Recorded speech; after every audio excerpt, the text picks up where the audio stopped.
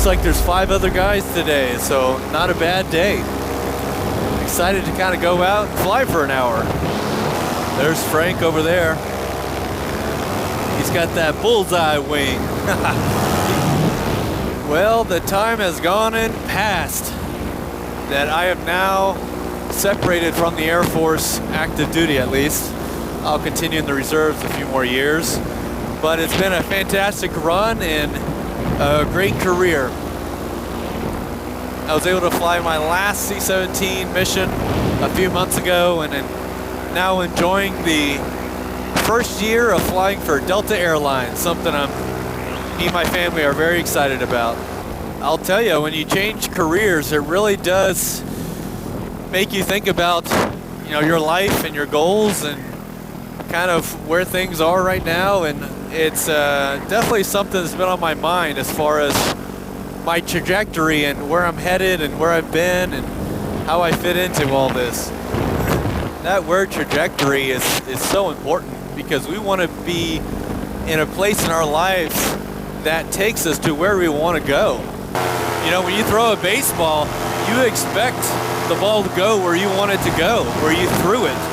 But there's a lot of things that affect a baseball in flight. You've got gravity that's pulling it down. You've got the inertia as it rotates. You've got wind. You've got debris and the density, altitude. All of this can affect its trajectory and how far it goes or where it goes or if it changes a little bit. And that's what pitchers do. And of course, I've got these trim tabs here, and the trim tabs I can adjust in order to keep my trajectory of the paraglider from going too far in one direction. If I have full power, I can change it. If I have idle power, I can change it. And I really want that trajectory to be true to my end goal. I've been so blessed these past 36 years and that I've had a good start. I've had parents that put me in the right path and developed a heart that wants what's right in God's eyes. And it kind of got me thinking, I've been blessed. If I'm blessed still, I'm about halfway there. I'm about halfway to the end. So now that I'm halfway, how's the second half going to go? And that's got me thinking, and I kind of got thinking, what about you?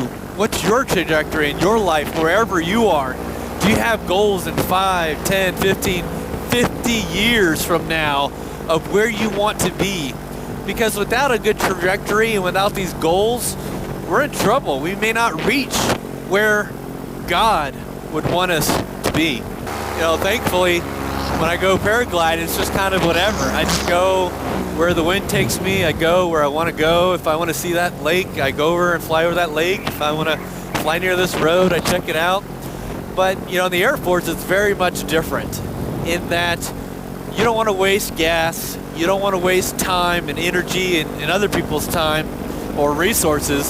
So it's very important that you end up where you're supposed to end up and not take any detours or diversions that you don't need to.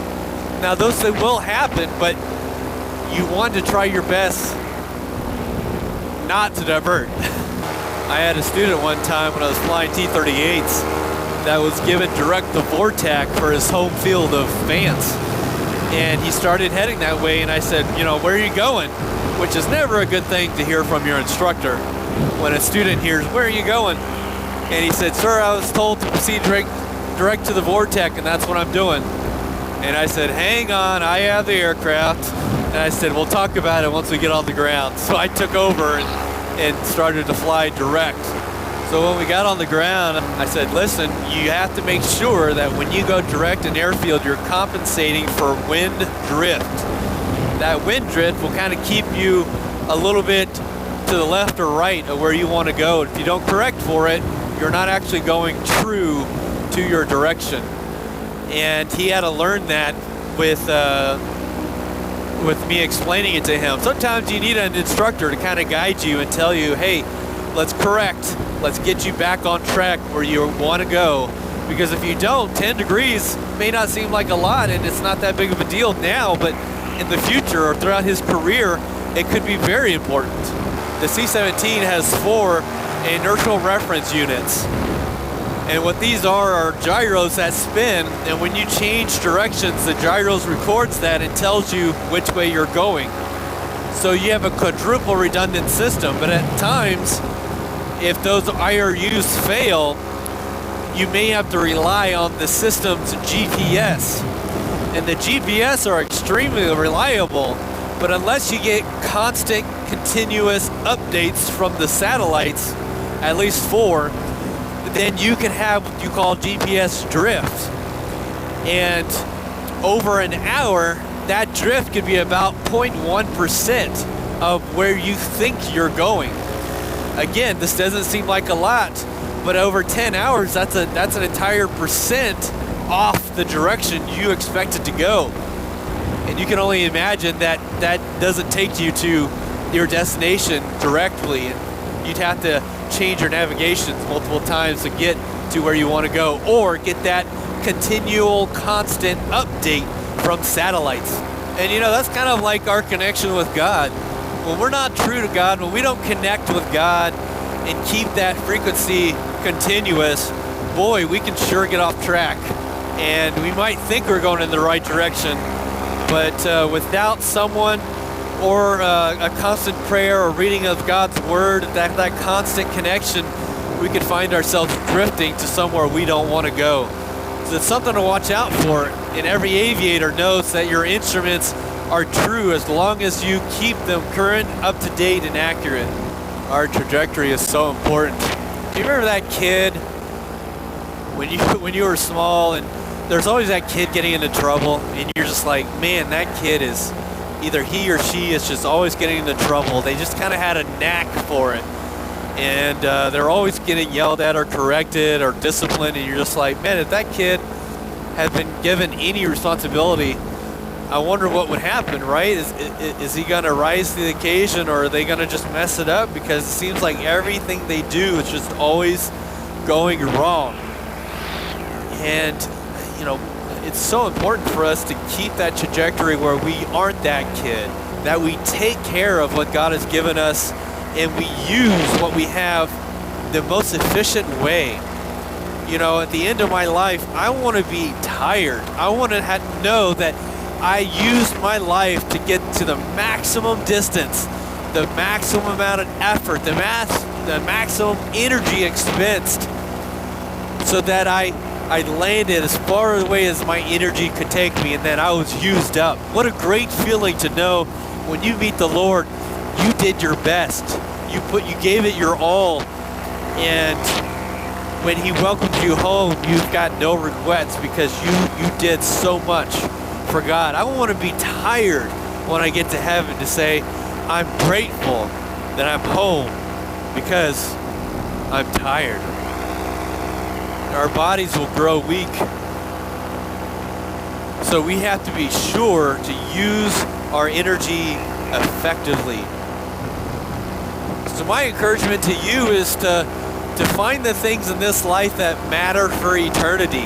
Use your energy where you will be put to work at your maximum capacity.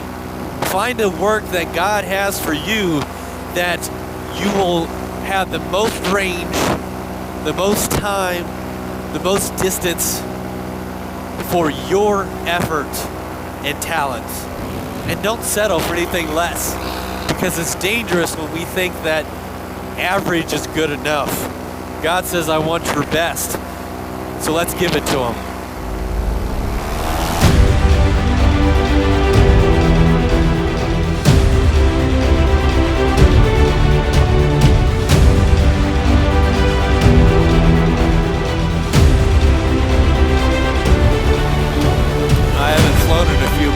But man, this doesn't get old. It's amazing every single flight. Speaking of trajectory, I gotta get some altitude. I gotta figure out which way to go. Sometimes when we're down low, there's trees and buildings in the way, and we can't really see where we need to go. But it's funny how you get God's eye, right? You get a larger picture, and you can understand, oh, that's why this is happening, or that's why we're going this direction. There is a plan, there is design, there is a trajectory that matters. So let's see, I got the base is this way. I know Six Flags is that way, so looks like this direction is where we need to go home. 2 Corinthians 4:8 says, "We do not look at the things which are seen, but the things which are not seen. For the things which are seen are temporary, but the things which are not seen are eternal." Speaking of vortex, there's the vortex right there. That's a navigational aid that airplanes or helicopters use to navigate. They're almost irrelevant now that we have GPS, but we still use them as backup sources. Something I'm doing next month is with my congregation, we sponsor a missionary in Panama, and I'm headed there for a few days to encourage them and connect with them and see if I can learn more about the ministry that's going on in Panama. And that's just something that I feel is eternal. It's something that is important and that matters. And if I could be used in any way to help people and encourage them in their spirituality and their walk with God, I'm looking forward to doing whatever I can. So what's your next thing? You know, what do you have lined up that's gonna matter for eternity? I pray that you find something you're talented with that is impactful, because we're only here for a short time. So let's make sure that it matters.